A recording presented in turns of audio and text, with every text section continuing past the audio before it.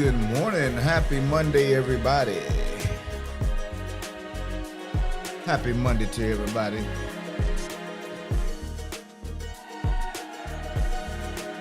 Yeah.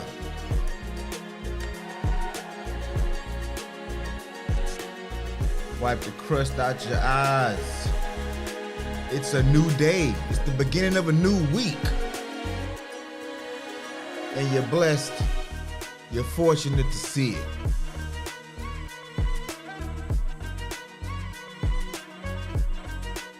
Shout out to that chick. Yo. D-Rob training in the building. What up, Monique? What's good, Toronto? Health Talk, my guy.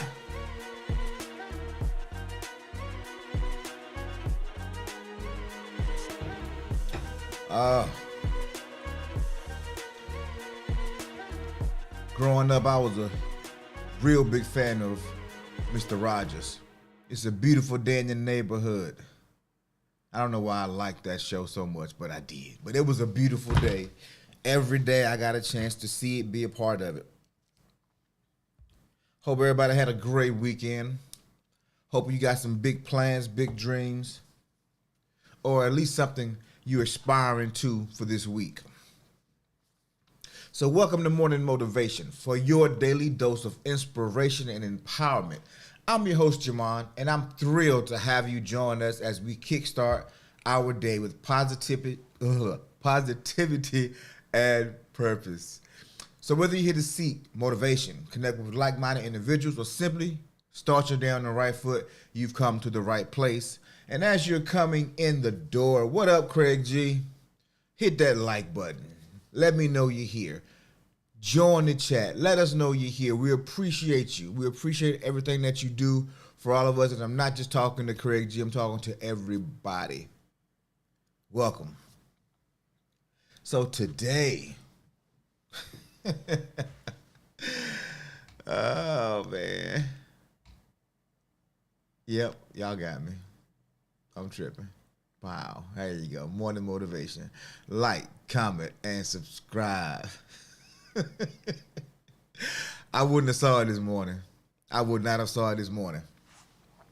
But that's why y'all the pillars of the community, man. Y'all keep me straight. Y'all keep me in line. Y'all make sure that everything is going as it should be. And I'm grateful. I appreciate you. So we kind of finished talking about the playing small, stepping into your greatness. And so for the next, I guess, few days, we're going to really be digging into storms, life happenings, the things that make us stop. And it kind of seems like this is a recurring theme, a recurring challenge and problem that we have in a lot of ways. And not just the people in this community, but just people in general. Storms don't care whether you're ready for them or not. What up, Bobby? Good morning, boo. Shout out to my lovely, beautiful wife who just entered the chat. Been burning that midnight oil. My wife told me the other day, baby, it's go time. It's go time. And boy, I don't know about you, but when my partner tells me it's go time, I'm either getting really nervous or I'm getting really excited. But either way, it's going to be something spectacular about to happen. And I can go along for the ride or I can be a part of the journey. The choice is mine and the choice is also yours. Because life does not care. Life does not care one bit if you are ready for a storm. It just doesn't. It just doesn't. Case in point. Let's do a quick little story time. And I think I've shared this story with you recently.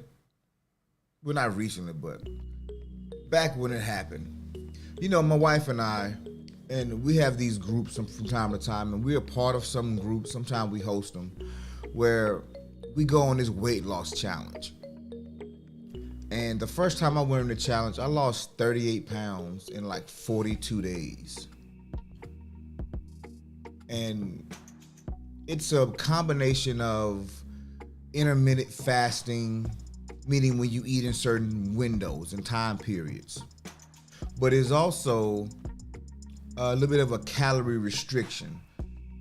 And it's not that you're not eating, it's what you're eating. You're not getting really not any carbs. You're not adding you're not adding really any sugar to your diet.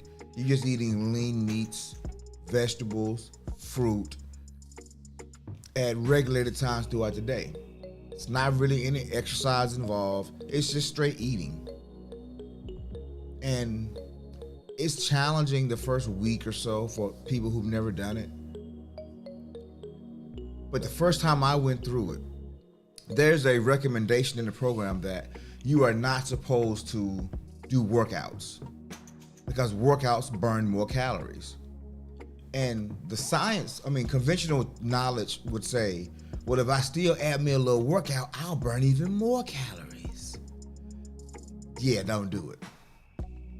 Because there were some days where personally, I would walk around, my legs would be a little shaky, and I didn't have the strength. So if I'm hauling equipment or I'm hauling gear more on one day than the next, I'd feel it.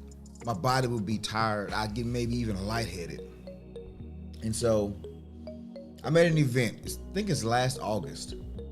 It's the end of the summer. School's just getting back started. And I am a week from finishing. I'm a week from finishing up. I've lost about 32, 33 pounds at this point. And then a high school buddy of mine, wrestling with these guys and just having a good time. And then he yells over. He said, "Hey, Jamon, come on, bruh. Jamon, come on, bruh." That's what he says. Yeah, I don't know, man. Come on, bruh. I said, come on what? He said, come on, let's team up. I'm like, bruh, we old, bruh. These young bucks. This is not what's happening right now. He's like, bruh, don't let me down, bruh. Come on, man. And I'm reluctantly sitting there, but in my mind, it's like me and this dude, there's a code that we have. I can't let my man go off into battle by himself. So I go out there and we start wrestling. And I make a mistake on the first one because I haven't wrestled in 20 plus years. Excuse me. The last time I officially wrestled was 1997. I was in the military. It was a freestyle tournament, 1997. Now, I coached some middle school kids, when my son was there, but I didn't wrestle. I just was coaching. It's a difference.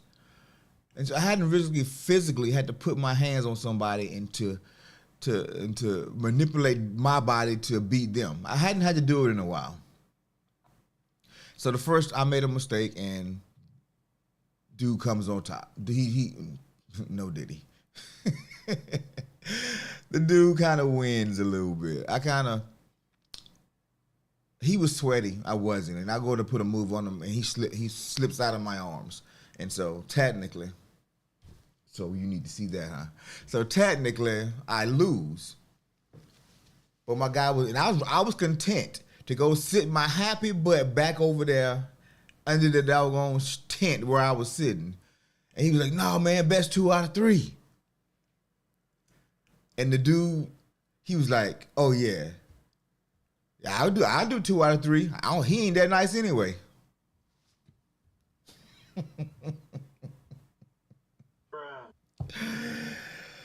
He said, "I'll do 2 out of 3. Old school over here. He ain't that nice anyway. You call him like he good or something." Oh man. I look back at dude. I said, "Okay, let's go." Okay. See, now There's a pride that a man has, that, and you done stepped all on it. Disrespectfully, might I add. But I want to tell y'all something. I was not feeling well. I was already shaking because I hadn't even eaten food, my first meal of the day yet. And so my body had been in fast mode for about 13, 14 hours. I did not have the energy. However, I thought back, and this is not like in real time. But what I'm talking about is when a storm comes, it doesn't care if you are prepared for the storm or not. And in this situation, just so happened I was prepared for the storm. I was prepared for the moment because when I was a 7-year-old, 8-year-old, 12-year-old, 13-year-old, 20-year-old, I was wrestling. I understood what it took to win. I understood how to diagnose an opponent. I understood how much energy I needed. And over a long period of time, and then I even coached kids for a couple of years, and I understood that there's a moment in every situation. There's a moment in every challenge that it's go time. It's the opportune moment to make something shake. They say that in most sporting, Teron Riggins says, challenge accepted. In most sporting competitions, there's about 3 to 5 plays that will determine the game. The rest of it is minutia. It's back and forth. It's just the game. But there's 3 to 5 plays that's going to determine the outcome. And so I turn back around. I get in my position. My first move, I knew he wasn't ready for, but I also knew I hadn't done it in some years. So I'm just hoping that my body does what I'm telling it to do. Because there's also a lot of guys who get my age or a little older and we think we still got it. Even though we ain't done it in years. Matter of fact, put a 1 in the chat. Just give me a 1 in the chat if somebody has said an off word to you, somebody has looked you up and down, somebody has done something to you, and in your mind you think, you better watch how you talk to me. Don't get it twisted. I will jack you up. Put a 1 in the chat if you've had that thought in the last 5 years. Matter of fact, no. If you had that last 2 years, you just started. So last 2 years.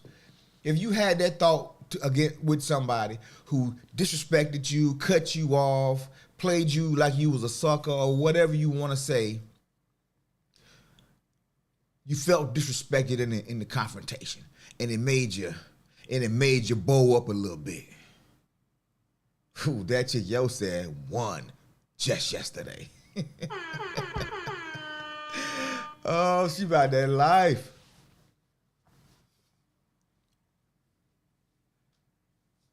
Come on now, she can't be the only one. Now, it hadn't happened to me in, outside of that time last year, maybe once. No, it was twice. The end of last year, maybe what's going into this year. Monique say one. Okay, all right. But now let me ask you this. When was the last time you was actually in a fight? Yo, now, don't incriminate yourself. When was the last time you was actually in a fight? Monique said on vacation. Yeah. You see, most adults, when you become an adult, the occasions of fighting go down tremendously. And it's not because you're old. It's not because you don't know how. It's that I got stuff to lose. I got to go to work tomorrow. If I break my hand, how am I hold this camera?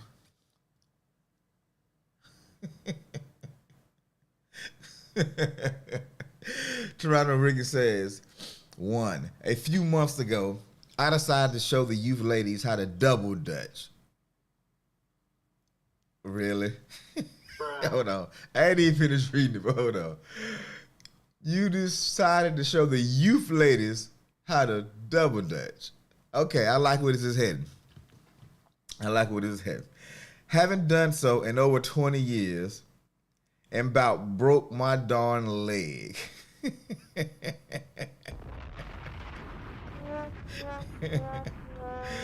It almost went out on the. It almost went out on me. Okay.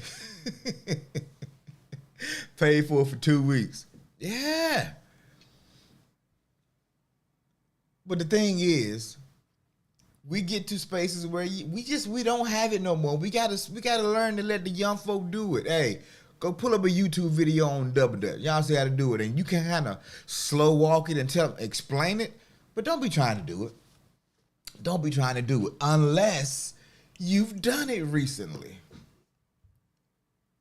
And so I lock up with this little guy, and he was 17, 18. He wasn't a grown man. But y'all know 17-year-old, 18-year-old kids.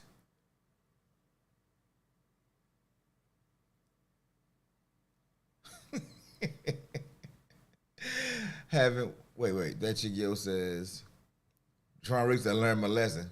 That chick yo says, haven't caught or fought in years, but I have I looked at a cutcha.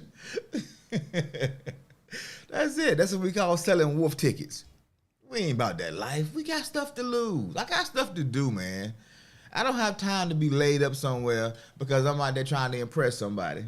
Well, now I will defend my pride and my ego and my family. I'm willing to die for mine, for real. But you can offend me. You can insult us. I can't say you assault me. You can be disrespectful to me, and I'll let it slide. I was like, man, whatever. I'm good. I got stuff to do. But my family members, bruh, my mom, bruh, my pops, I mean, look, hey, some things is off limits. When you start stepping on those toes, hey. But I got a punching bag downstairs. Now, I haven't hit it in a couple of months, but I got it. I know how to use that thing. I got weights and punching bags and jump ropes, and I do all that stuff regularly. I technically still have it. Now, are my joints able to take it long term? Probably not, because I've already abused them. Where am I going with this? Experience pays off. Experience. Now, the first time people say the hardest time is the first time. The most anxious time is the first time. In some cases, I would agree with that. But I promise you this. The worst time ain't the first time, it's actually the second time. Because the first time whether it's getting to a fight, whether it's date, whatever it is, the first time, we don't know what's happening for real. We just trying to figure it out. When you're growing up and you broke. That's all you've ever known. You make through with it. But now you get a little money, and now you got to go back to being broke. Somebody don't feel my pain. You got to go back to being broke. But once you have experience, that dash in between your birth date and your death date, once you have experience, it makes the next go around a little easier. It makes you more prepared. So in life, whether it's personal challenges, whether it's professional challenges or emotional challenges, there comes a time when you have to dig deep. There comes a time when you have to throw caution to the wind and do what you got to do. Because storms don't care if you're ready for them or not. They're not going to you can't call timeout in the middle of a storm. You got to roll with those punches. Every thunder, every lightning strike, all you can do is roll with them. That's the way life hits. Life is just life. It's our outlook on life. It's how we react to life that's going to be the deciding factor in how we get through the storm. Because the storm's going to come. The storm's going to come no matter what. So I just want to give a few points this morning because it is Monday to kind of get your day going in the right way. Don't despise the small beginnings. If you're starting a new project, if you are going down a new path in life, it's going to be hard. But it's not going to be that hard because you really don't know the ins and outs of it yet. It's just building the habits, the right habits, the muscle memory that's going to get you where you need to go, to keep you on the path. The habits that you need that will foster the kind of environment that you need.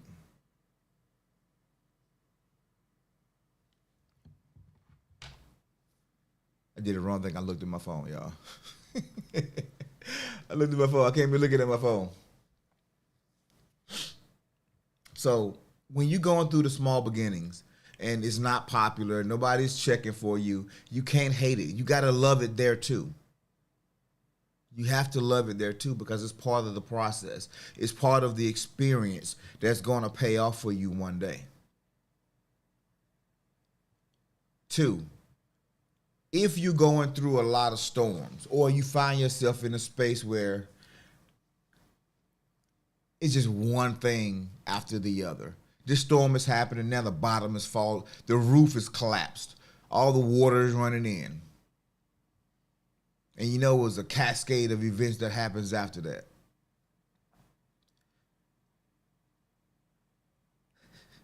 It's a cascade of things happening. The bottom falls out. It's darkest before the dawn. I was just telling my sister yesterday, in the military, when you're in the field, you have, or in a wartime, situation, there's a time called a stand to. And a stand to generally happens right before the dawn. And what a stand to is there's normally, it gets dark in the summertime, 9, wintertime, 5:30, 6. And so once it gets dark and business is done for the day, you're not really running any drills or whatever, there's guard duty. And so as soldiers, you take shifts and you're patrolling the perimeters, you're making sure everything is what it is, nobody's trying to sneak in, nobody's trying to sneak out. It's security. But every morning around 5 a.m., everybody goes on duty. Everybody goes to their foxhole, their fighting position, their office, wherever they are at 5 a.m. in a scenario like this, a combat scenario, or in a field training exercise. Everybody goes on guard, 5 a.m. Why is that? Because it's darkest, just before the dawn. I'm not sure if it's what the earth is doing, rotating on the axis or whatever, but it gets darker around 5 a.m. and then the light pops up and the sun pops up, and the sun is so bright because it's been dark that you can't really, you can hide in it. And that's what the Japanese soldiers did in World War II when when they bombed Pearl Harbor. They came in with the rising of the sun, which made them almost undetectable, with the technology of that time. And that's why we have that now to this day. Because it's darkest just before it gets better. It's almost as if life is testing you in a way that makes you want to. You say you want a thing, but do you really want it, or do you just kind of want it? How many of us put a 2 in the chat if you said you wanted a thing and then you got it and then you was like, nah, I'm good. Give me a 2 if you've done that. I know I've done it several times. I'm like, oh man, yeah, I really want that. Or I mess with them. I want to be a part of that circle. And then you get there and it's like,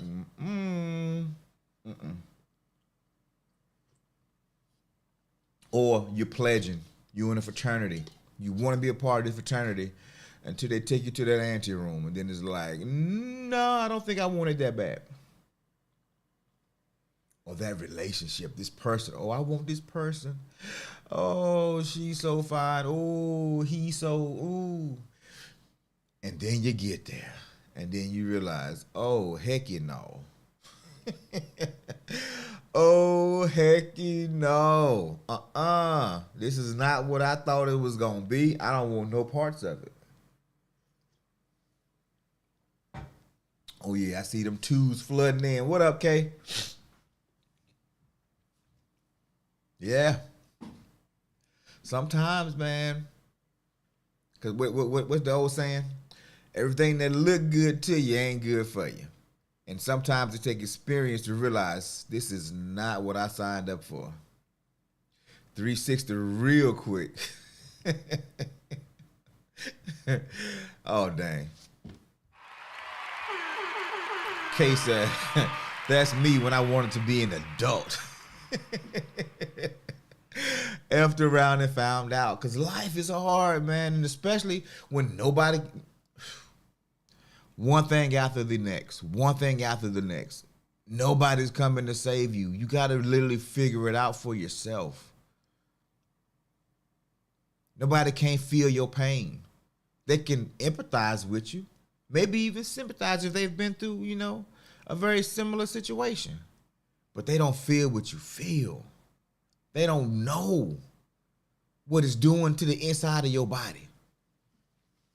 They don't know how hard it is to put one foot on the floor and put the next in front of it and get in that car and drive to a place you don't want to go. You hate going every day.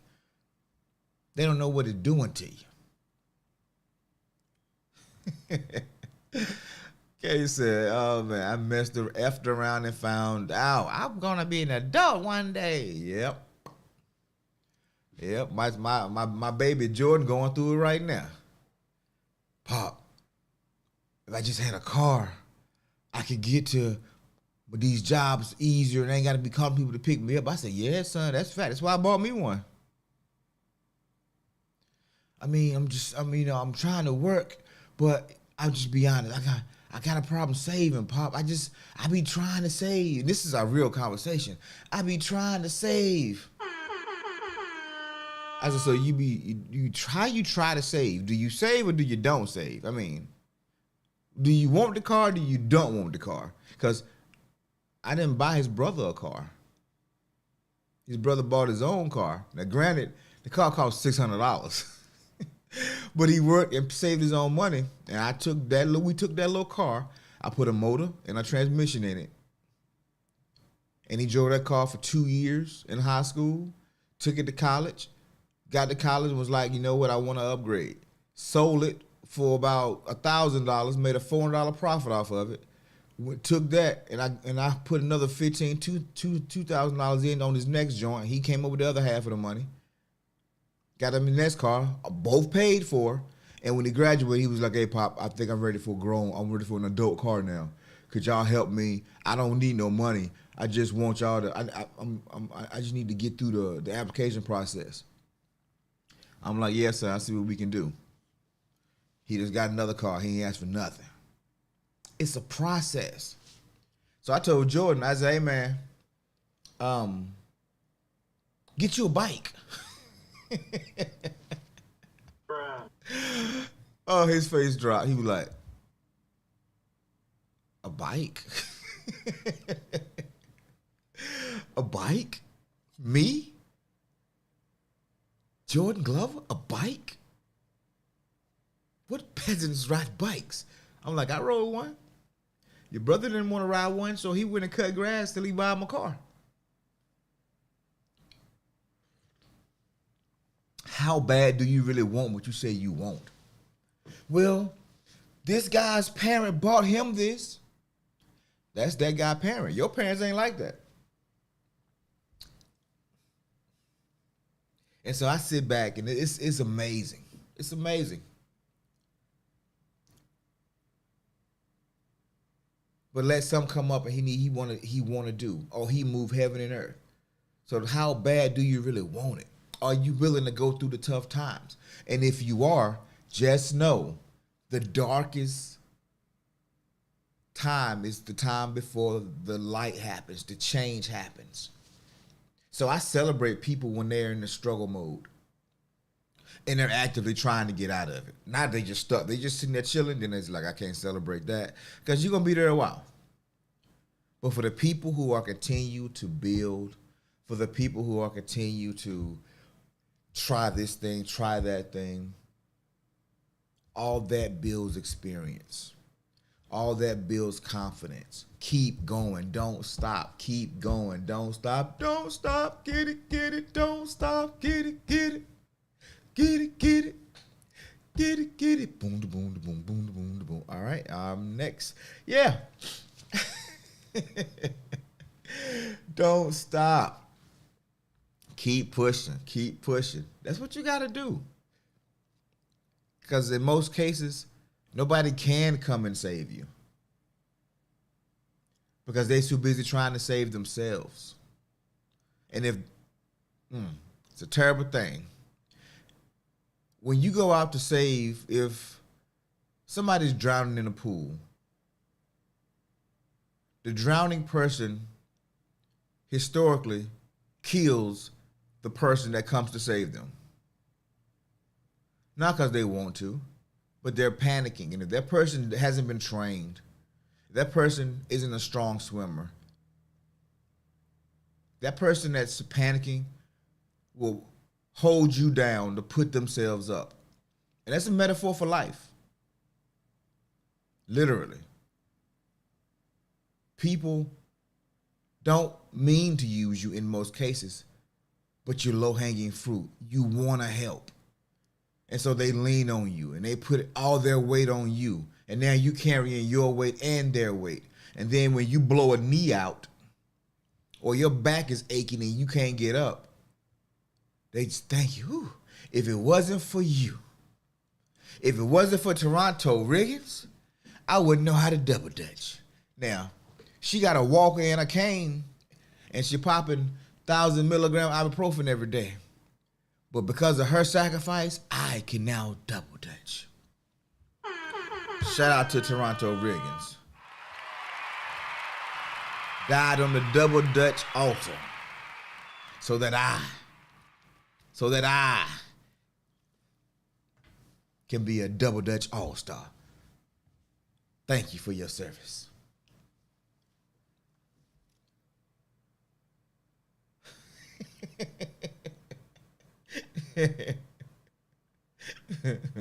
With a knee brace on.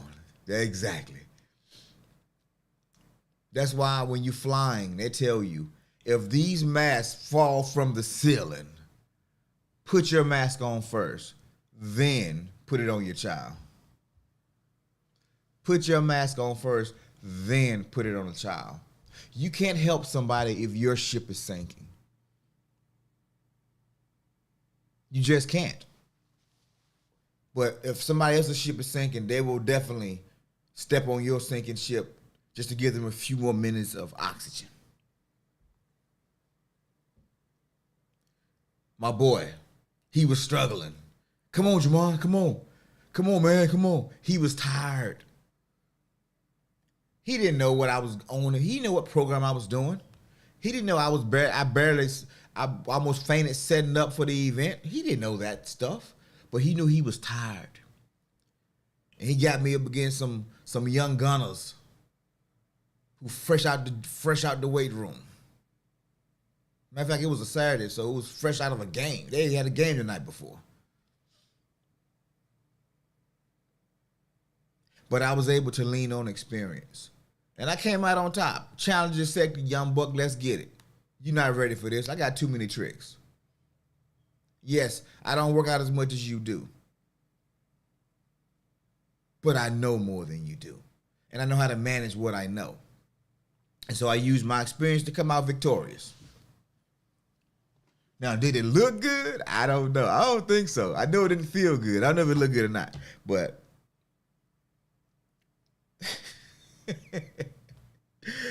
oh man, I remember going back sitting down, sweat just running everywhere. My body is shaking. I'm like, what the heck was I thinking? I was trying to eat because I packed my food. So I was trying to eat my food. My hand is shaking, trying to get the food in my mouth. It's like, this is ridiculous. I know better. I think I lost 2 pounds that day. I think I lost 2 pounds that day. The storms don't care whether you're ready for them or not. They just don't. They just don't. So, my new philosophy in life: did you get the job done? Psh, of course. Of course. Definitely got the job done. I'm clutch. I've always had that clutch gene. Well, it took an L for me to develop that clutch gene. But ever since that L, I've been pretty clutch. Because I know what it takes. I know how to dig down deep. This is why when I tell people, you can't be afraid to fail. Take as many risks as you can. And it takes the same amount of energy to take a small risk versus a big risk. It's gonna be the same energy. You might as well maximize it. Take the big risk. Playing it safe. Playing it safe ain't always the best thing. I mean, if it's icy road conditions and you driving, I wouldn't recommend you slamming on brakes to test it. Drive with caution. Play it safe. Err on the side of caution. But in life, when it comes to something that you really want, how bad do you want it? Now, if you just kind of want it, if you just want to do it just because people are doing it, well, no, I wouldn't invest too much energy into that either. But if it's something that you're passionate about, if it's something that you dream about, you just know it's your purpose, it's your calling, it's your mission, high risk, high reward. It's gonna cost you the same amount of energy to dream of a big plan versus a small plan. Go big. Because life don't care if you're ready for the storm. You're still gonna experience it. But do you wanna, what's the saying? Do you wanna cry in a 1-bedroom shack, or do you wanna cry in a mansion? Do you wanna cry on the side of the road because your car broke down? Or do you wanna cry in the back of the Maybach, the Uber Black, or you know what I'm saying? You can choose whatever life you want. But you gotta know what's worth putting your foot down for and what's worth going through the struggle.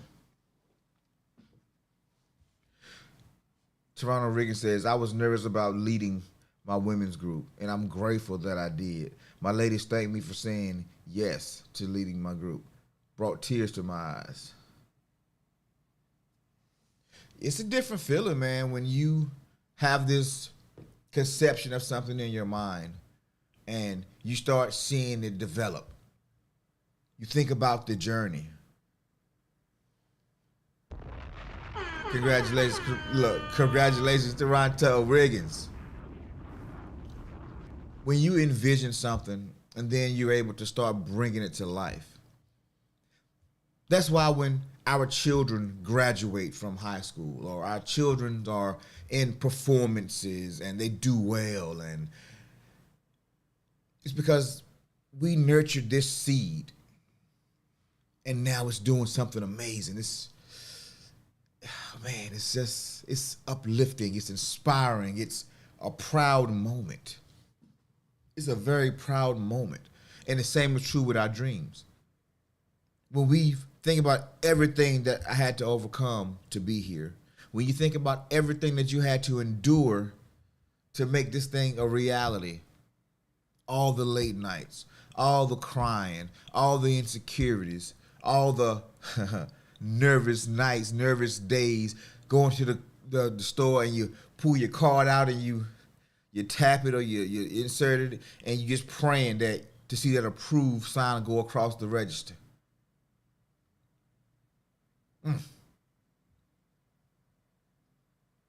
Or you got the second card on standby just in case that one don't go through.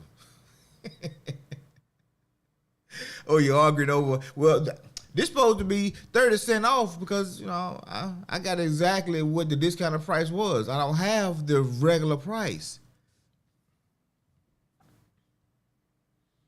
What I'm really talking about right now is resiliency. The ability to bounce back after the storm. The ability to weather the storm. That's really what I'm talking about.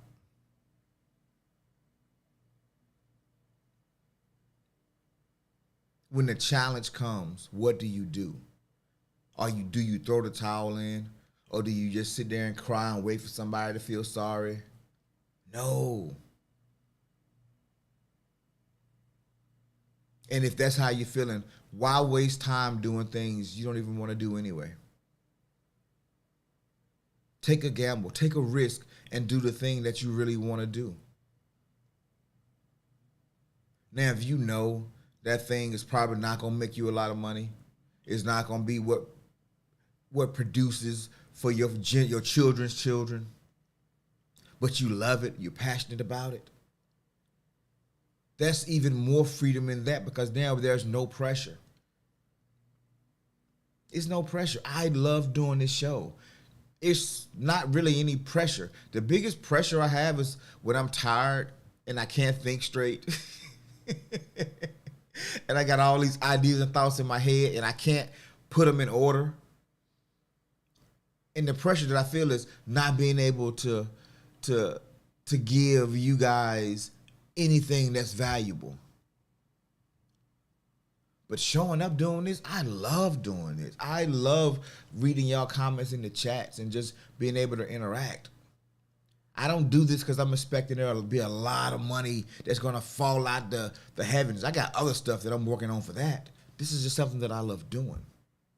Going back to Friday, when I say, what if your purpose isn't going to lead to fame and riches and wealth? Would you still be happy doing it? Or maybe it was Wednesday. A life worth living. What's a good life to you? And what are you willing to do it? What are you willing to do to make it happen? Most people play it safe. Most people, I was talking to my sister, I gotta tell this one. And not to make light of what she said, but it's a mindset that we all have, that unless it's tweaked, we take it too far down the road and it holds us up as far as getting where we want to go. If I was to ask you, matter of fact, I'm gonna ask a general question for the group.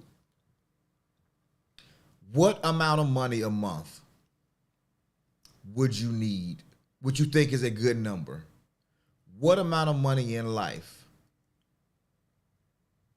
Let's say if $5,000 is enough to pay your bills and you be comfortable. If it's $10,000 enough to pay your bills and be comfortable. If it's 15 or 20, what's the number that is a good amount of money that'll take care of all your needs for that month? What's that number? Y'all put it, y'all type in the chat what that number is. What's that number? Because I used to think that, man, when I was in high school, I was making, on average, about $800,000 a month when I was in high school. And this was high school. I was a waiter at a country club. D-Rob said 5-6 grand, cool. I was a waiter at a country club. So and I worked on average 20, 30 hours a week, and I didn't, because I was at a country club, it was really based off, we got 15% of the house. So in the events, I worked Friday night rehearsal dinner and a Saturday morning brunch, and I made $500. And that was just in 2 days. And I still had probably 12, 15 more days to work that month. So if I was doing an hourly thing, though, it wouldn't have been that good. And so when I was making that money, I was like, man, if I can just make $2 grand, if I can make $2,000 a month, that'd be lit. And then I joined the military, and my first paycheck was like $1,800. Man, I thought I was rich. Well, your boy was rich. I'm about to go blow a bag. But where I am right now in life, that will be great. Got you. I got you. I feel you.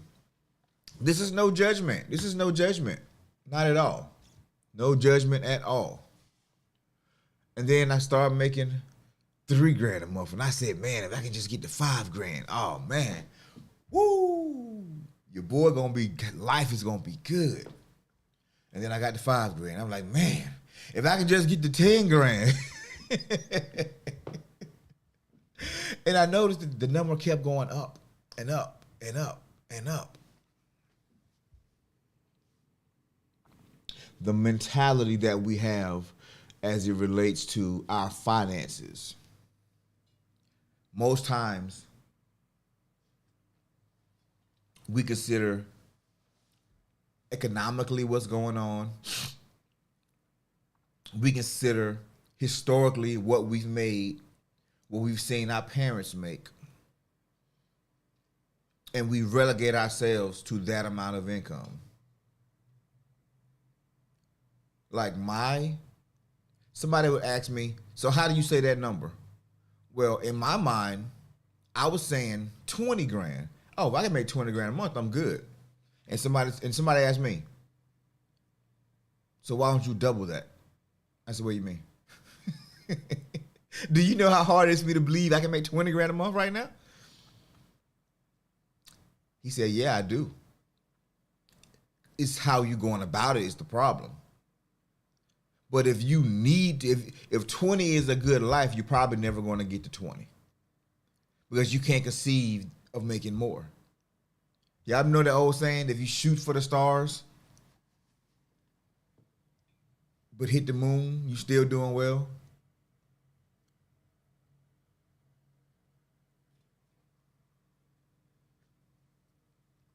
Because what I've discovered, when I started making 3 grand, 4 grand, 5 grand, 6 grand, 7 grand, I noticed that my lifestyle increased with my paycheck.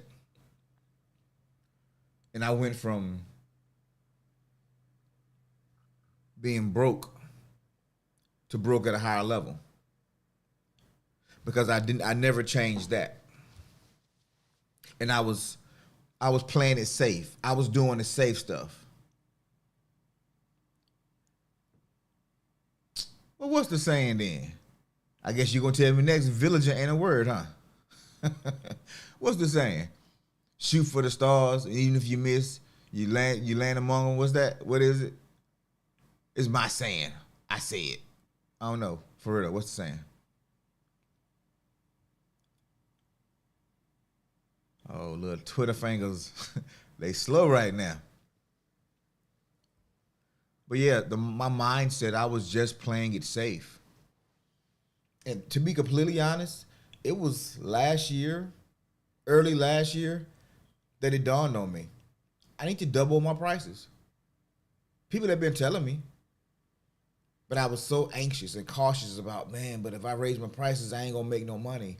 I'm gonna miss the bids.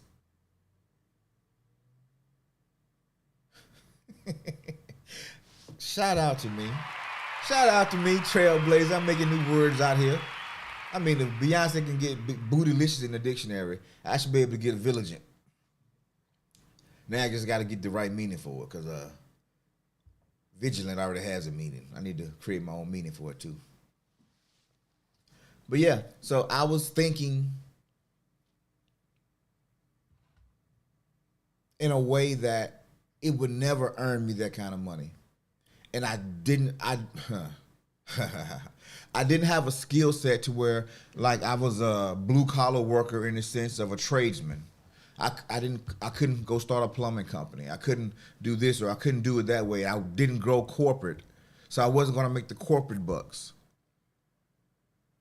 I was just out here working, and I only have so much time, and I can only maintain so much. Trading time for money limited me. And so I started trying to figure out, how can I leverage my time better?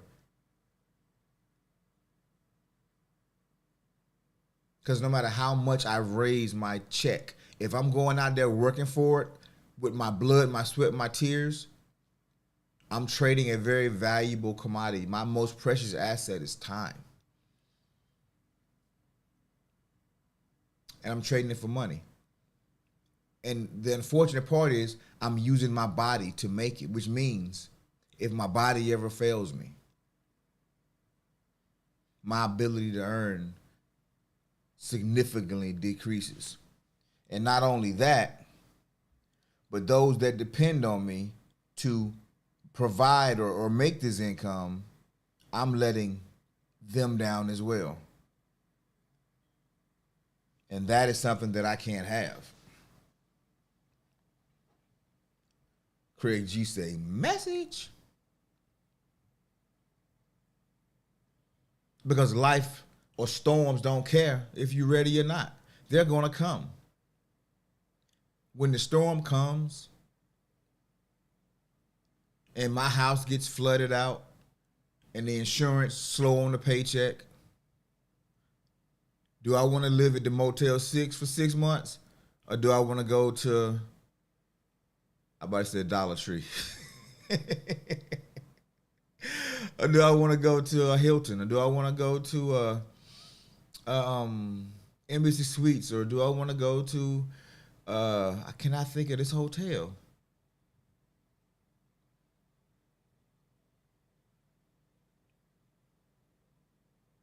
In my mind, I see it. It's a very luxurious hotel, but it's drawing a blank right now.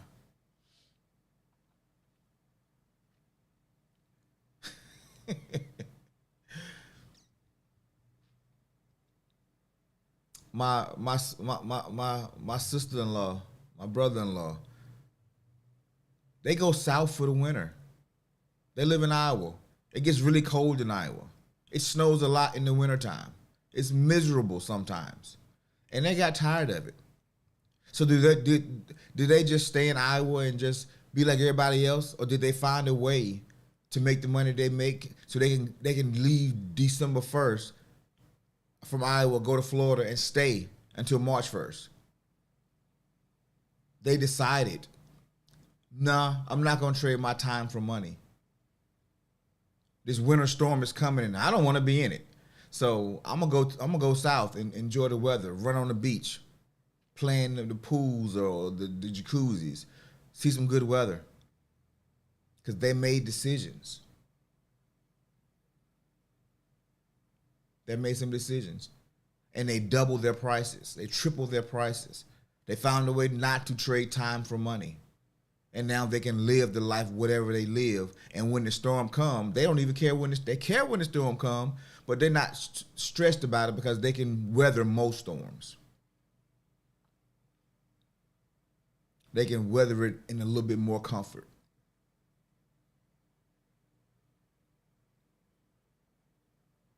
If my brother-in-law breaks his leg, he can still go to the computer with his leg up. If I break my leg, hey Craig, I'm gonna need you to come move in and help pay some of this mortgage. Because I'm still in a space where I'm trading all of my time for money. If I can't go run the streets like I'm running right now, and I make a decent amount of money, but if I can't go do it, what happens to my family? So whatever it is that you're doing, whatever it is that's holding you up, because it's levels. I didn't get to this mindset. I wasn't born with this mindset. I knew people with this mindset, but I didn't understand the mindset. I thought they were just dreamers and dumb. It could never happen for me. I thought based on economic trends, and I thought this based on what the stock market was doing, or based on what rich folk would let me do, or black folk can't do that. I had all these thoughts in my mind when the only thought that should have been there was, what do I want? How much do I need to make that happen? Okay, now I'm going to double it, and that's the number that I'm shooting for. And how can I get that money without having to physically go do it every time? So some people write books. Some people, they start YouTube channels. I mean, we live in a day and age where there's not many barriers to entry. There's not many gatekeepers that's going to keep you out anymore, except for the gatekeeper that lives right here. The gatekeeper that lives right here, the one in your head and your heart, your self-confidence. Man, I can't win for losing, bruh. Shoot. If it weren't for bad luck, I wouldn't have no luck. Man, I don't want to make a lot of money, man. I just want to be comfortable. I just want to be comfortable. That's the biggest lie ever. Because comfort is relative.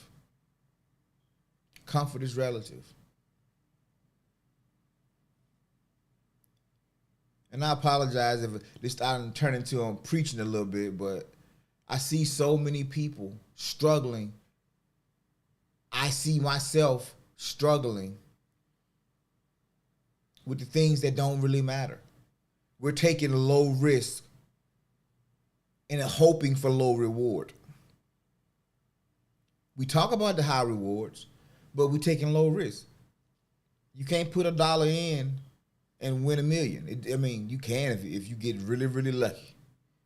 But that's a once in a billion happenings.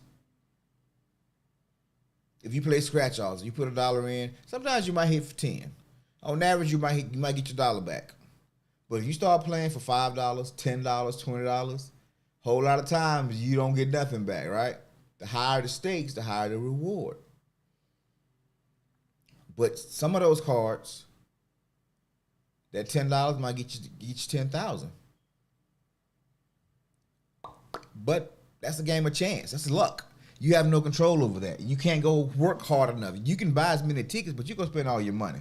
And most times the game is rigged so that the house always wins.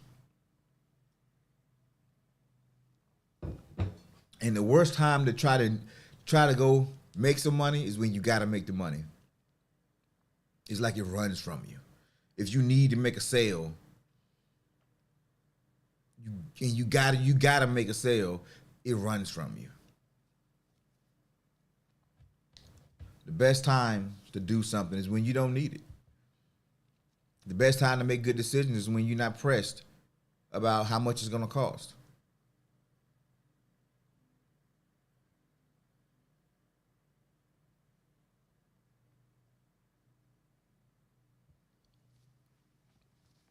And it's easier to have resilience or resiliency when you've been through some stuff. When you had the experience of overcoming and figuring things out and making it happen and saving yourself. It's easy to snap back. It's easy. It's easier. Easier. It's never easy because life don't care if you're ready for it. Storms don't care if you're ready.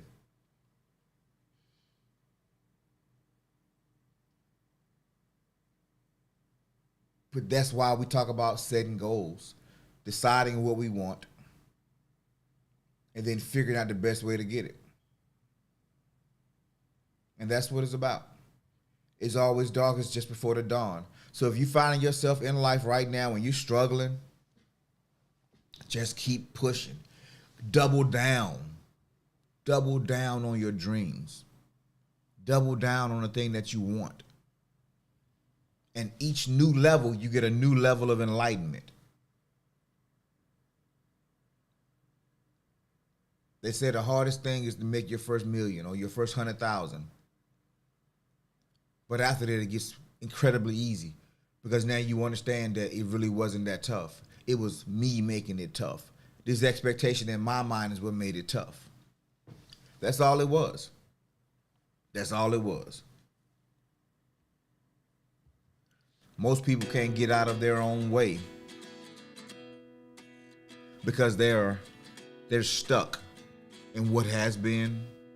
They're stuck in listening to pundits, experts, talking about the doom and gloom.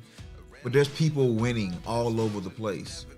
If it's a recession, if it's a depression, somebody is still winning. There's people that are still winning. But those people are very intentional. They know what they want. And most times it's not because they're taking advantage of other people. Most times it's not that they're trying to subjugate people. But just like that person you come on to save, if you don't have the training you need, they're going to pull you down with them. So decide what you want. Life is going to happen regardless. Storms are coming at the least expected time.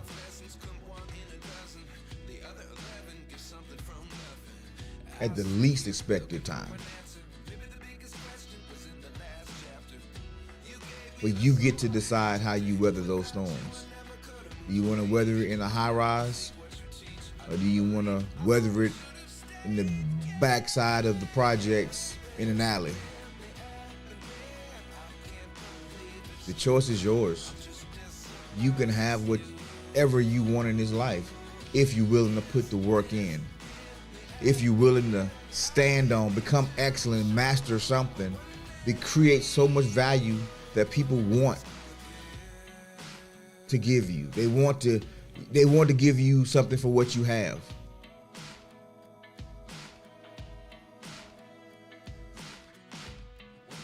Yes, sir. Yes, ma'am. That's what it's about. So I want to close with this.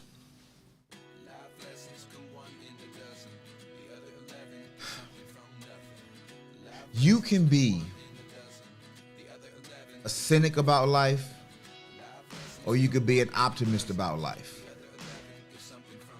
The choice truly is yours. You remember when David fought Goliath? He was just going to visit his brothers and get a report about the war. And then he heard Goliath degrading the Israelites and their God. And David says, "Who is this uncircumcised Philistine who would defy the armies of the living God?" David said, "I slew the bear. I slew the lion that tried to take my flock. And I'll do the same to this guy." David was small. Goliath was 9 foot 9 inches tall. David was 5'3" maybe. It's all possible. It's all possible. But you get a chance to decide. So, thank you for joining me this morning. If you enjoyed this episode, be sure to give it a thumbs up, leave a comment, and subscribe to our channel for more empowering content. And don't forget to share this video with anyone that you think may need a little morning motivation.